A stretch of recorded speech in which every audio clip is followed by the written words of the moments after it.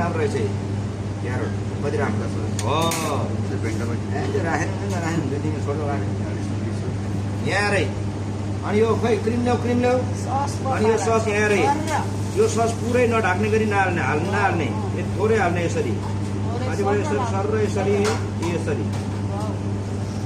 यति मात्रै ल अरे सस कति हाल्नु रहेछ 2 कप हो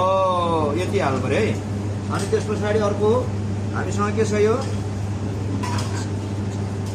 भस्मिक रिडक्सन अनि यो पनि जहाँसुकै नहाल्ने यति हो है यसले गर्दा सस मिठो बनाउँछ अनि अर्को हाम्रो यो भेजिटेबल ओइल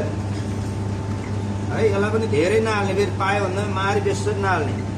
यसरी थोरै मात्रै यति मात्रै ल अरे कति राम्रो देख्छ जहाँसुकै अलिअलि थोरै यति मात्रै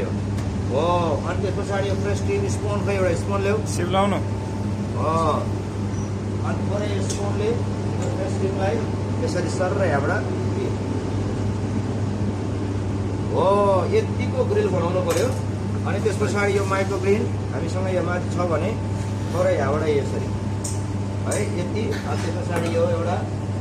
इडेबल फ्लावर यहाँ ट्याक्क पारेर यहाँ राखिदिएपछि ल अरे यतिको हुनु पर्यो ग्रिल है यतिको ग्रिल बनाउनु पर्यो प्रेजेन्टेसन यस्तो हुनु पर्यो सिङ्गल राखे पनि हुन्छ यो म्यास पोटेटोलाई अलिकति माथि उठाएर राख्ने अनि यो चाहिँ माथि उठ्नु पर्यो प्लेटको एलोकेसन भर्नु पर्यो है यति चाहिँ गर्नु पर्यो ल थ्याङ्क यू है सर थ्याङ्क यू